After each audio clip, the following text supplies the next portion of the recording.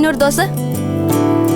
போருமா, வெளியில உன்னோட 2 அண்ணனும் உட்காந்துருக்காங்க, சாப்பிட கூப்பிட்டு வா. சரிங்கப்பா. பா, எப்படிப்பா உங்களால சாப்பிட முடியுது? வாயால் தான். அப்பா, கவலையே இல்லாம எப்படி சாப்பிடுறீங்க? ஏய், சாப்பாடு இல்லைன்னா தானே கவலை பண்ணும். சாப்பாடு தான் இருக்கு.